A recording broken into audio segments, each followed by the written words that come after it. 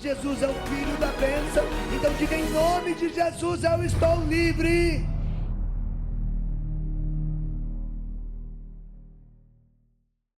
Filhos e filhas, diga bem forte: se eu tiver fé do tamanho de um grão de mostarda,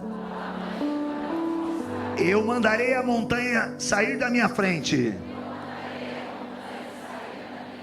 e ela sairá. Olha o que é a fé.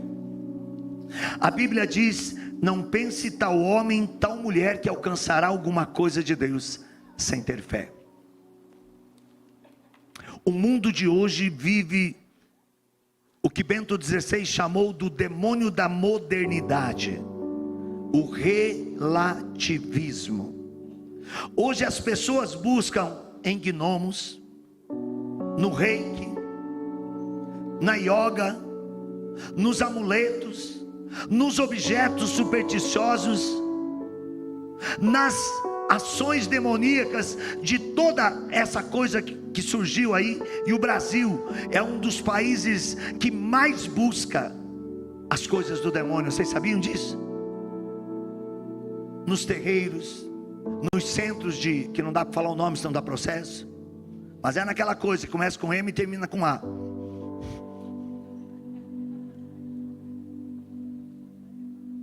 E que você sabe, é do cão, é do capeta, é de Satanás.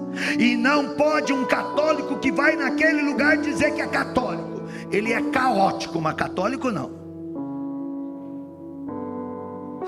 Pessoas que vão a benzedores, a pai de santo, pessoas que se dão a trabalhos em encruzilhadas, nos cemitérios.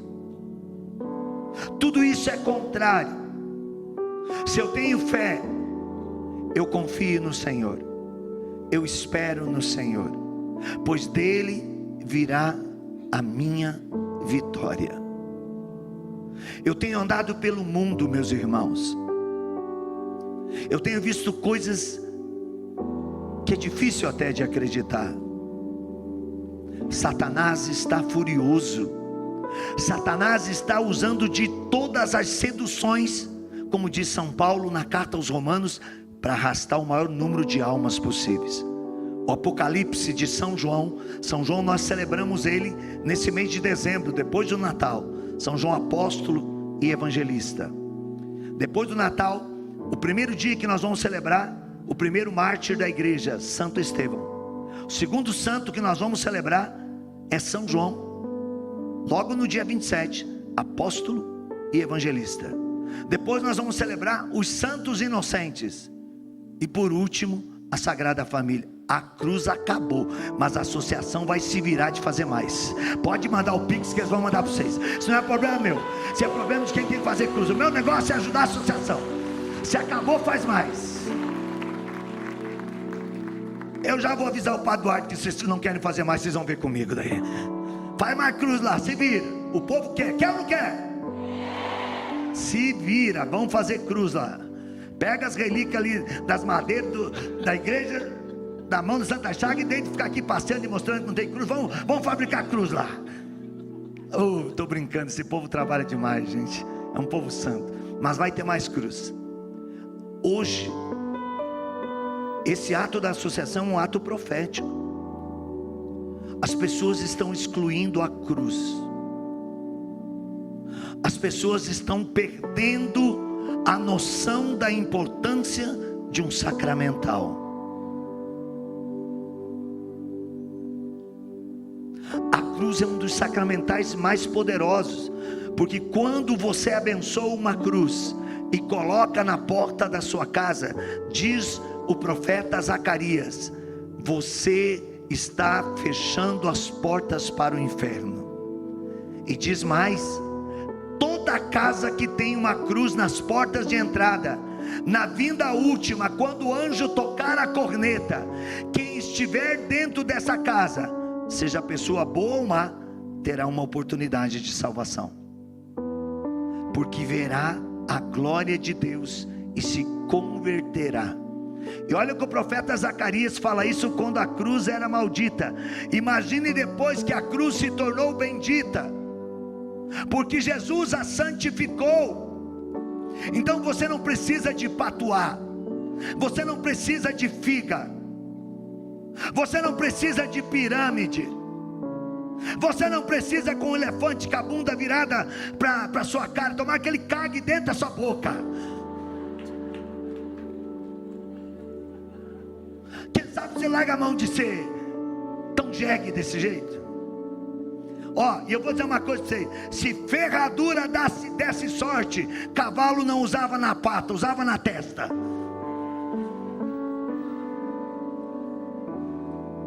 Se nota de dinheiro na carteira atraísse dinheiro, você era a pessoa mais rica do mundo. Enquanto você está, você é um miserável, porque você está colocando confiança em objeto, em coisa maldita, e você está impedindo a bênção bendita de Deus sobre você.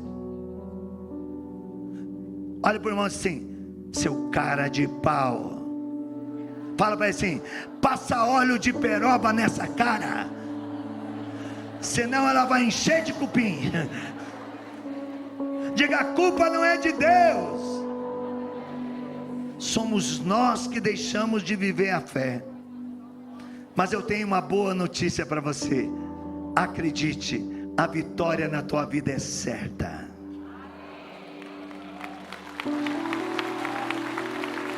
Olhe para o seu irmão e diz assim: eu não estou vendo, não estava enxergando, mas você é a coisa mais linda do mundo, apesar de eu não ver isso.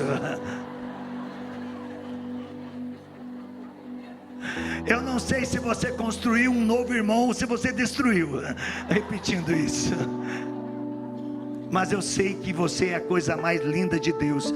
Para Deus não existe alguém mais belo do que você. É por isso que Jesus vai dizer em João capítulo 16, versículo 20: no mundo vocês terão aflições, mas coragem, as vossas aflições se transformarão em alegria. Dá um sorriso assim, ó. Mesmo que seja banguela, sorria. Porque eu fiz um estudo profundo na Bíblia e eu descobri que o banguela vai direto para o céu.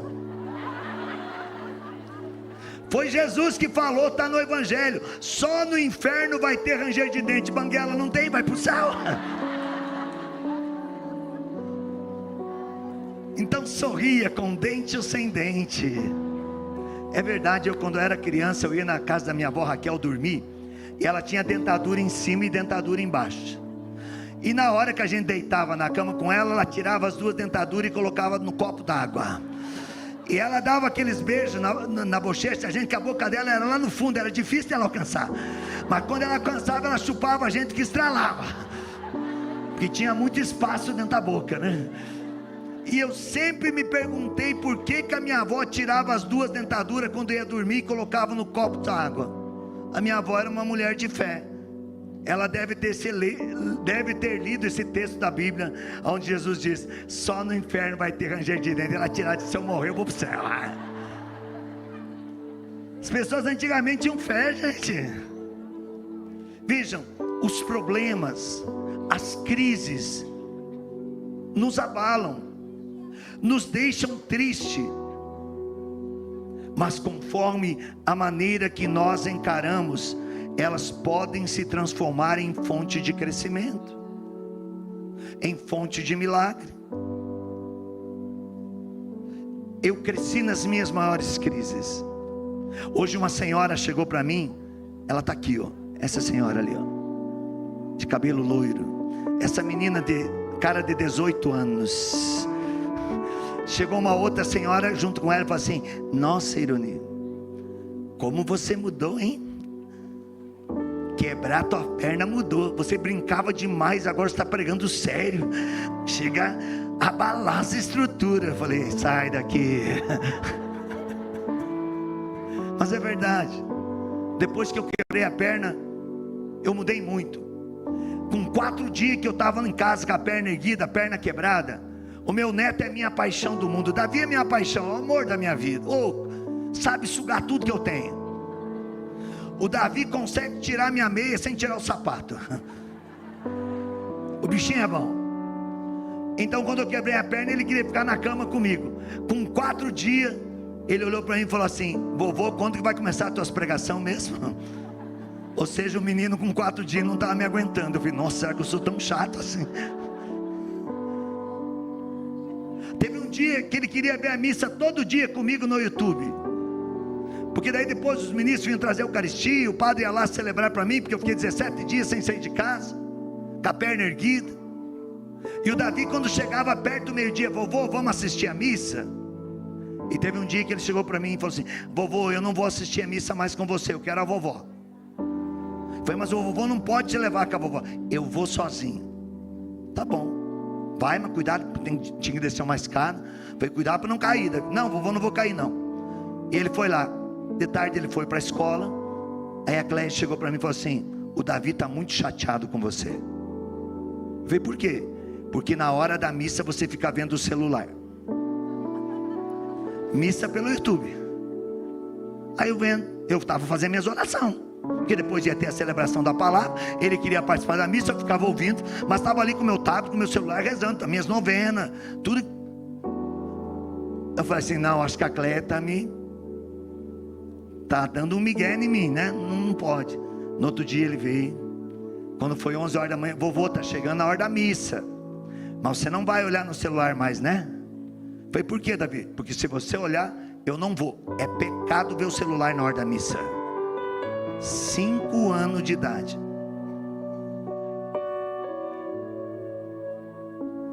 Essa é a fé que tem que começar a despertar no mundo. Uma fé radical. O nosso Deus é um Deus muito ciumento. Você imagine o amor da tua vida falando com você e você olhando o celular. O que ele vai fazer? Ele vai mandar você para o raio que o parta e que o diabo te carregue. Jesus não faz isso. Mas como que eu posso dizer que eu sou uma pessoa de fé, se nem na hora da missa eu consigo dedicar todo aquele tempo para Jesus? Vejam, em toda a história da Bíblia, quando as grandes crises vieram, os homens e mulheres de fé saíram mais fortalecidos. Olha o exemplo de Arão, de Abrão, de Moisés, de Davi, de Eliseu, de Elias, de Sara, de Judite, de Esther. Quando eles entravam no campo de batalha, eles saíam mais fortalecidos, porque eles tinham fé. O livro de Hebreus, no capítulo 10, versículo 35 a 39, diz assim: não percais esta convicção que está vinculada a uma grande recompensa. Olha o que o escritor do livro de Hebreus nos ensina: pois vos é necessária a perseverança para fazerdes a vontade de Deus e alcançar os bens prometidos. Ainda um pouco de tempo, sem dúvida, bem pouco, e o que há de vir, virá, e não tardará. Meu justo viverá pela fé, porém se ele esmorecer, já não me agradarei dele. Não somos absolutamente de perder o ânimo para a nossa ruína, mas somos de manter a fé para a nossa salvação. Somos de manter a fé para a nossa salvação. Quando eu vou a Roma, eu fico sempre hospedado no hotel de um casal de amigos meus que são peregrinos de Medjugorje, Giancarlo e Marilena. E numa dessas estadias em Roma, Rafaela, cunhada de João Carlos, foi diagnosticada com um câncer na cabeça. O médico deu 3 meses de vida para ela. Não quis operar, porque o câncer já estava comprimindo toda a massa cefálica e não tinha o que fazer pela medicina. Eu coloquei a mão sobre Rafaela, eu orei por ela e Jesus disse: diga a ela que do câncer ela não morrerá. E eu disse exatamente isso, e ela disse: eu sei, porque antes de Deus falar com você, Ele falou comigo. Ela foi ao médico e não tinha mais uma marca de câncer no seu cérebro. Ela estava completamente curada. A fé é isso. Aonde que nós temos problema de fé? Quando a gente quer ver um milagre. Eu preciso ver para crer. Quem quer ver para crer nunca verá. Em Deus a gente precisa crer para ver, e não ver para crer. Muitos de nós queremos ser vítimas, e isso é tudo que Satanás quer da minha vida e da tua vida. Vem um problema, coitado de mim, todo mundo me abandonou, olha a minha situação, ninguém entende a minha realidade. Eu quero dizer para você, quando você se faz de vítima das situações, quando você se coloca como vítima de alguma situação, o inferno faz festa, porque só existe uma vítima. Essa vítima é Jesus Cristo. Não existe outra vítima no mundo. Nós não podemos tirar o lugar de Deus. Portanto, nunca seja vítima, mas sempre seja um guerreiro, uma guerreira combatente, e você verá um milagre. Por isso que eu digo para vocês, foi nas minhas maiores crises que eu me tornei mais forte. Eu já passei por tantos problemas, por tantas humilhações, já me caluniaram de tantas coisas, já fui proibido de pregar em tantos lugares, mas cada vez que eu recebo uma humilhação, cada vez que eu recebo uma ofensa, cada vez que eu passo por uma doença, eu saio mais fortalecido. O problema, a perseguição, o sofrimento, não é castigo de Deus, é oportunidade de milagre. Mas o demônio quer que eu e você nos tornemos vítima, porque foi isso que o demônio fez. Ele quis tirar o lugar de Deus, e de anjo da luz passou a ser príncipe das trevas. Eu e você não podemos nos tornar vítima. Eu e você temos que ser homens e mulheres de fé, e a vitória chegará. Quando a gente olha para a vida dos santos, Maria de Jesus crucificado, uma mulher atormentada pelo demônio, uma mulher que perdeu o pai e a mãe quando tinha 3 anos de idade. Ela tinha tudo para se revoltar com Deus, e no entanto ela fez da sua dor e do seu sofrimento um motivo para alcançar Deus. Chegou um tempo que ela chegou aos 12 anos de idade, e o tio dela vendeu ela a um muçulmano, e o muçulmano disse: quando eu vier buscar ela, ela não pode cortar os cabelos, eu quero ela de cabelo comprido. E o tio, desde os 3 anos até os 12 anos, quando o muçulmano vinha buscar ela, não deixava ela cortar os cabelos, porque senão o muçulmano mataria o tio. E quando chegou aos 12 anos e o muçulmano veio para buscar, ela raspou a cabeça. O que ele fez? Ele cortou o pescoço dela, degolou, matou. E ele e o tio, de medo de ser perseguido pela justiça, jogaram o corpo num terreno baldio. Mas ela era uma mulher de fé. Nossa Senhora foi lá e juntou aquele corpo. Ela chamava a mãe de Deus e nossa mãe de minha senhorinha. Por meses Nossa Senhora ficou cuidando daquela cicatriz, e depois ela teve que confessar, depois ela teve que perdoar aquela pessoa, perdoar o tio dela, e a partir daquele dia ela nunca mais pôde ver ninguém da família, porque o tio e aquele muçulmano queriam matá-la. Então ela ficou fugindo de cidade em cidade, trabalhando de empregada doméstica nas casas, nas ruas, para poder sobreviver, até que ela chegou em Belém e entrou no Carmelo. E ali no Carmelo, ela era uma expressão de fé que vocês não têm noção, ao ponto que quando ela se consagrou, o diabo pediu a Jesus para tomar o corpo dela por 40 dias, e Jesus permitiu. e disse a ela: minha filha, o diabo vai possuir o teu corpo por 40 dias, porque eu autorizei, e você vai vencer o diabo com o rosário, com a confissão, com o jejum e com a Eucaristia. 4 pilastras de fé que o povo precisa voltar a usar: jejum semanal, rosário diário, Eucaristia dominical, e se puder todos os dias, confissão pelo menos mensal. Quando o diabo entrou no corpo dela, diz as irmãs do Carmelo que tinha dias que parece que o diabo triturava o corpo dela, e elas gritavam: Jesus, tira o demônio do corpo dela. E ela dizia: suas filhas de Satanás, saia daqui, deixa eu judiar do diabo. Com menos de uma semana, o diabo gritava para Jesus: me tira do corpo dela, ela está me torturando. E Jesus disse para o diabo, e as irmãs escutavam: você vai ficar 40 dias nesse corpo para nunca tocar mais nela. Depois de 40 dias, o diabo vazou e nunca mais quis passar perto dela. Quer vencer o demônio? Jejum, Eucaristia, confissão, rosário. Não tem mágica na fé, mas tem decisão, atitude de quem quer se tornar inteiramente de Deus. Eu rezo o rosário e mais 1/3 pelas almas todo dia. Eu me confesso semanalmente. Eu vou à missa todo dia. Todo dia. Eu jejuo mais que uma vez por semana às vezes.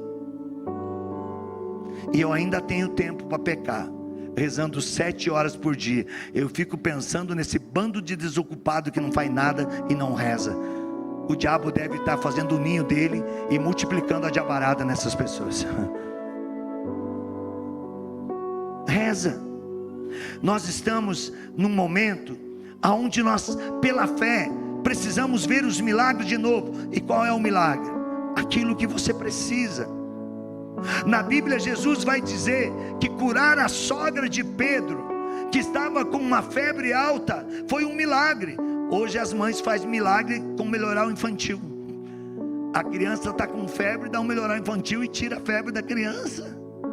Mas Jesus chamou febre de milagre. Só que tem uns parasitas de Satanás dentro da igreja, que dizem: não, esse milagre é coisa de desequilibrado, desses carismáticos, asmáticos. Desequilibrado são esses doutores do inferno, que querem usar da doutrina para impedir Jesus Cristo de fazer milagre. Jesus cura quando quiser, faz milagre aonde quiser, e ninguém pode impedir. Somente a dureza do coração de um homem que não acredita. Uma vez o Fantástico me entrevistou, e a repórter do Fantástico me entrevistou por mais de 1h30, para que eu contasse testemunhos de milagre. E no final da entrevista, ela fez essa pergunta. Nunca tinha visto aquela mulher e nunca vi ela depois, a não ser quando me ligaram para dizer que ela estava curada, e ela quis falar comigo. No final da entrevista, ela disse assim: como é que você sabe quando Deus faz um milagre? E eu disse a ela o que Deus me falou, como Ele está curando o câncer do teu útero agora. E ela estava com câncer no útero. Ela saiu daquela entrevista e ela foi fazer o exame, e ela não tinha mais câncer. Aquela mulher nem fé tinha, mas ali Deus precisava se manifestar nela, como se manifestou naquela cananeia, que nem era da religião de Jesus, e que disse: Senhor, se as migalhas das crianças caem e alimentam os cães, eu me contento com as migalhas. E Jesus, vendo a fé daquela mulher, disse: a tua filha está liberta. E a filha foi liberta no mesmo instante. Isso é fé. Isso é fé. Você quer ver o que um homem quer se dar bem, seja de fé. Eu viajo muito de avião. Esses aviões, você anda que nem, como é que se diz? Espremido que nem saco de batatinha, uma espremendo a outra. Cada dia os bancos estão menor, e geralmente todos os voos estão lotados. Você sabe como é que você fica sozinho na poltrona? Começa a rezar. As pessoas começam: dá licença, dá licença. Agora mesmo eu estava indo para Goiás no final de semana passado, saí de Curitiba. Tomara que a pessoa esteja ouvindo para criar vergonha na cara. E eu sentei, e ela estava com um livro que estava assim: Satanás, o Deus da humanidade, do meu lado. E eu comecei sinal da cruz para lá e caroço do terço para cá. A bichinha começou a se coçar e ela começou a se torcer. Eu disse: Senhor, não deixa ela se manifestar aqui, não, não deixa. Não deu 2 minutos, ela falou assim: dá licença, não te aguento. E saiu e não voltou mais, graças a Deus. E eu fui com 2 poltronas para descansar, e o capeta ainda vazou de perto de mim. Você acha que ia aguentar aquele livro Satanás, o Deus da modernidade? Vá pro raio que o parta. Você tem que ter fé, você não tem que ter vergonha de rezar, não. Eu ando com esse texto na mão. Uma vez voltando da Alemanha, com um grupo de peregrinos em Frankfurt, cheguei no aeroporto, parei a fila, eu com o terço na mão, e o cidadão queria que eu tirasse o terço da mão. Eu falei: não é de metal, é de madeira, não vou tirar. Eu falava, ele não entendia, ele falava comigo, eu não entendia. E deu uma confusão, e deu uns 10 minutos que nós estávamos parados. Aí eu vi que ele não entendia eu falar. Eu falei para ele: quer que eu tire? O que eu disse para ele? Corte o meu braço, coloque na bandeja, que eu pego ele do outro lado, mas eu não vou tirar o terço da minha mão. Eu acho que ele entendeu, porque ele ficou tão bravo. E veio o resto das seguranças com a polícia. Veio o chefe da segurança do aeroporto. Quando o chefe da segurança do aeroporto veio para mim, ele falou assim, em português: senhor Ironis Puldaro, o que está acontecendo? Eu falei: essa criatura quer que eu tire o terço da minha mão. Eu não vou tirar, eu não tirei em país do mundo, não vai ser aqui o primeiro. Ele falou assim: pode passar, eu te conheço, eu sou brasileiro, eu estou trabalhando hoje na Polícia Federal da Alemanha. Eu tinha câncer no Brasil. Você foi a um encontro, eu fui participar, eu fui curado do câncer, e hoje eu estou aqui. Pode passar que eu te dou segurança.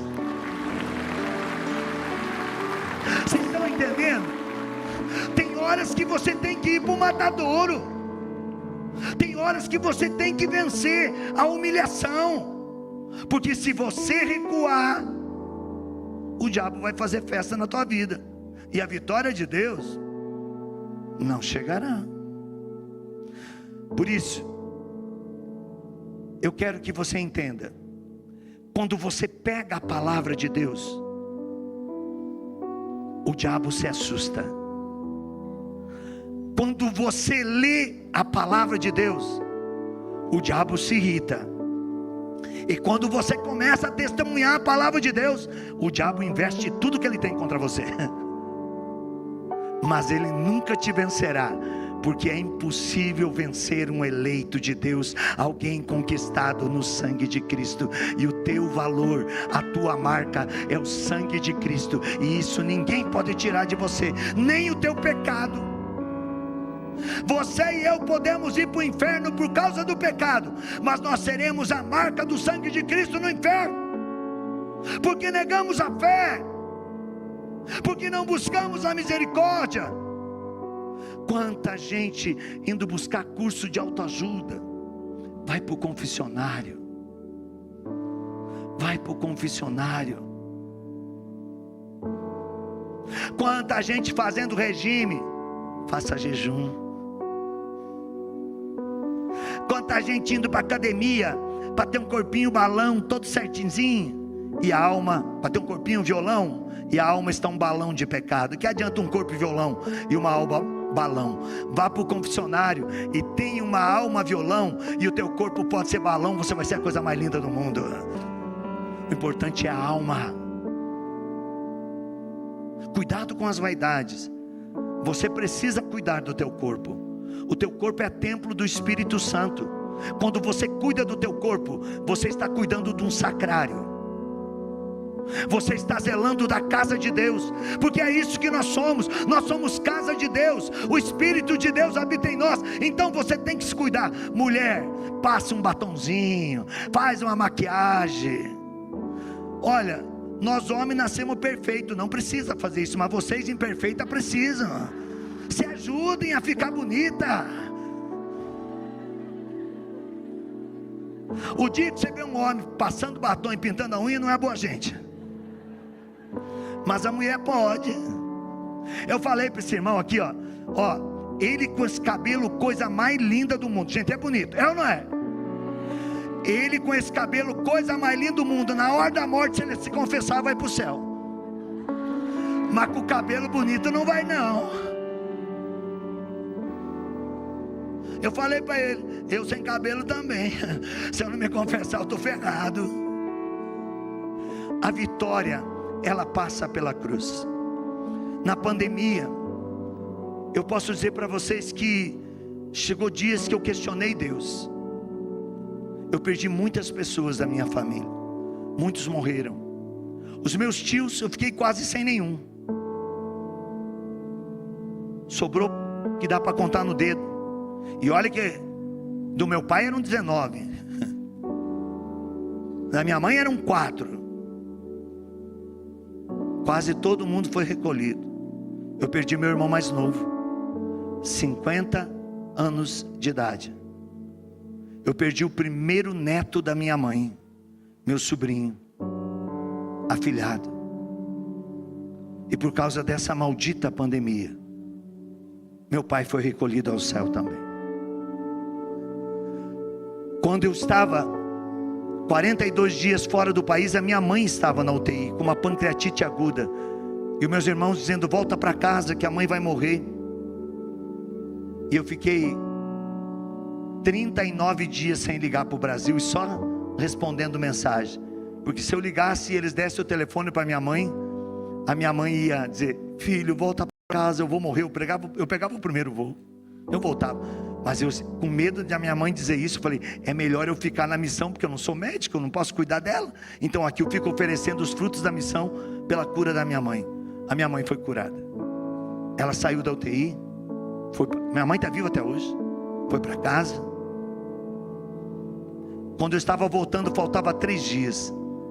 Eu liguei para casa para falar com a mamãe, e ela disse, seu bandido, você não ligou todos esses dias? Eu falei, mãe, a senhora sabe por que não liguei? Ela falou, eu sei, porque eu ia dizer para você voltar, você ia voltar, né? Bem que você fez, filho, outra vez faz a mesma coisa. Mãe é mãe, até quando o filho vira bandido, ela ama. Não tem como uma mãe não amar um filho.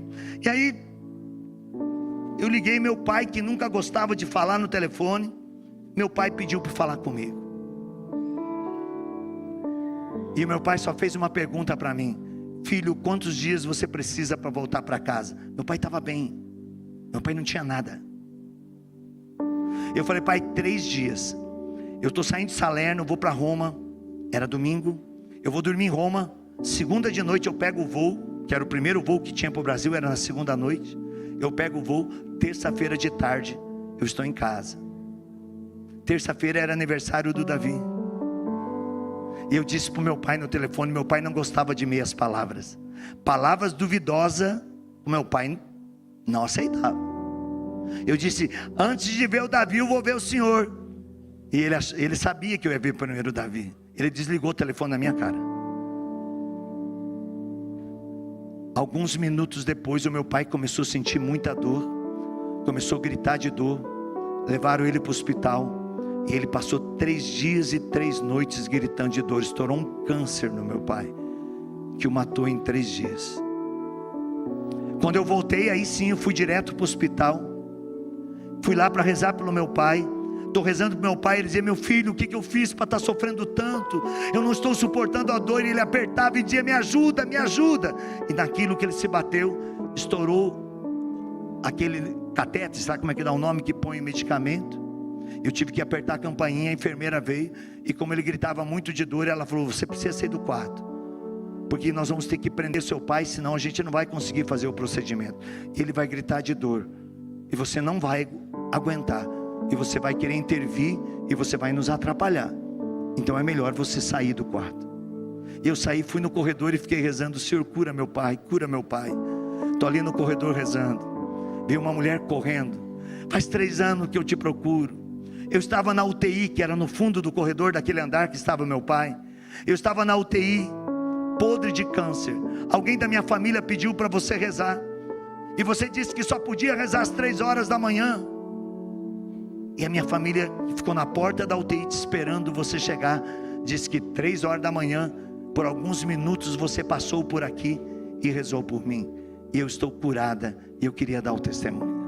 Quando ela falou isso, Deus, como é que fica meu pai? E eu escutei a voz que dizia assim, o que você quer para o seu pai? a tua vontade ou a minha. Eu entendi tudo. E na mesma hora eu disse: Senhor, faça no meu pai a tua vontade. Doa o que doer. Eu quero somente a tua vontade para o meu pai. Dói até hoje, gente. E cada dia que passa eu sinto mais dor. Mas é uma dor justa. É uma dor de amor. É uma dor de quem teve um pai que o educou na fé, sem ter estudo. Fez com que 4 filhos se formassem e que 4 filhos se mantivessem na igreja. 4 homens. Sempre um homem forte. Se ia visitar meu pai, ele estava com o terço, passando o caroço toda hora, rezando terço. Não sei como é que ele rezava, nem sei o que ele rezava, mas era o dia inteiro passando terço. Ia para a missa com a mamãe, antes da pandemia, todos os dias. Eu entrei no quarto e Deus falou: arruma um sacerdote para o teu pai confessar. Não dava, já era 10 horas da noite. 7 horas da manhã eu fui à catedral, à missa. Peguei o padre Agostinho, levei no hospital. Ele atendeu meu pai em confissão. Deu o óleo da unção dos enfermos e a Eucaristia. E eu pensei: se o meu pai morrer, minha mãe morre também de desespero. 63 anos de casado, nunca tinham ficado um dia separado. Só quando iam para o hospital. Moravam na roça. Era 24 horas junto. Iam para a roça junto. A gente era leite a vaca junto. Iam capinar junto. Ele atendeu a minha mãe e eu falei: vou para a missa de novo. Fui para a missa ao meio-dia. Quando eu estou na igreja, o médico manda uma mensagem: preciso falar com você. Terminou a missa, eu fui para o hospital.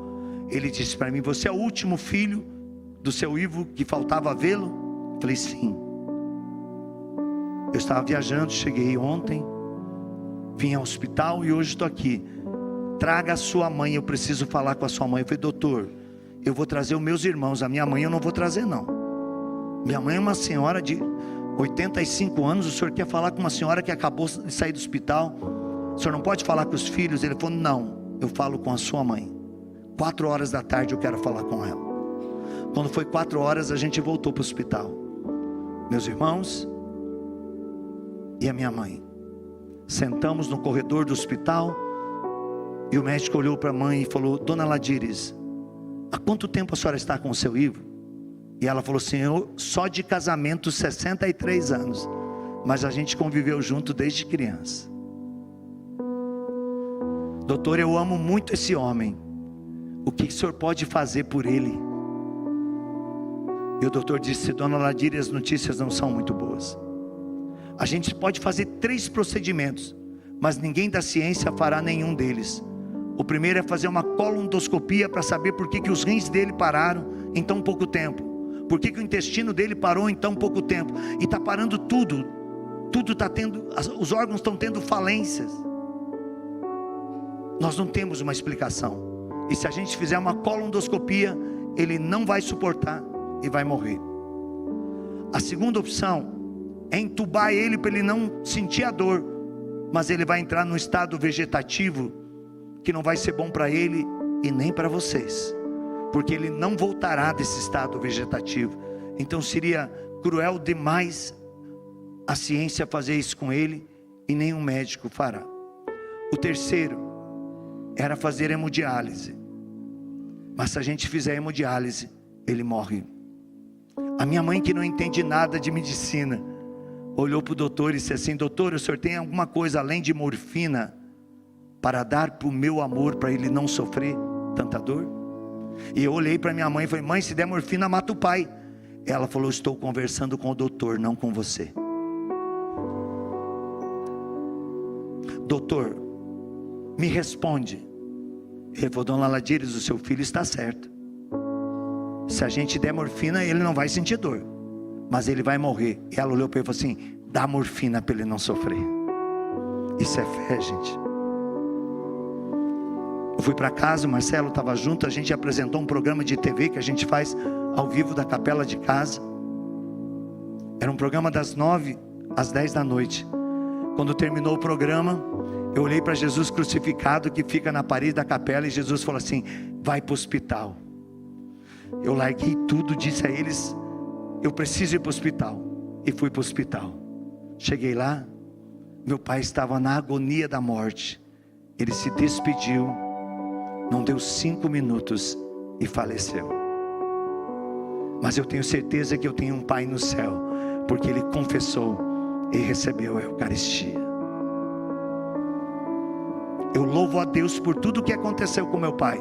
Eu estou sofrendo, sei que os meus irmãos também estão sofrendo, mas é um sofrimento justo, porque o nosso pai nos amava e nós tínhamos amor por ele. As pessoas não querem mais sofrer nem por amor. Jesus, por amor, sofreu a morte mais cruenta possível por mim e por você, e é no amor que eu e você encontraremos a força. Diga comigo: Jesus, hoje foi a minha cura, a minha vitória. Eu sei que o diabo pode ler a minha história, mas ele não pode escrevê-la, nem editá-la. Tu és o autor da minha vida, Jesus, o consumidor da minha fé. Eu curo agora. Livra-me, Senhor, das transgressões. Livra-me de todas as crises e medos. Tira de mim a ansiedade. Afasta a perturbação. Dá-me a coragem de enfrentar a crise de cabeça erguida, na certeza da vitória. Uria cantar alabaria lalaria lalaria lalá. Que alegria poder viver com você esse momento de encontro que estamos tendo com a palavra, com a oração. Jesus é o médico dos médicos. A oração é o remédio dos remédios. Nos ajude a evangelizar. Se você gostou do nosso vídeo, desta pregação, compartilhe, dá um like, convide pessoas também para seguir as nossas redes sociais. Tudo Ironispo Daro Oficial. Participe dos nossos combates. No Pix que está aí na sua tela, você pode se tornar um evangelizador conosco, ou pelo doações.ironispodaro.com.br, ou acessando a nossa loja.ironispodaro.com.br, você também se torna evangelizador. Deus abençoe. A sua ajuda salva almas.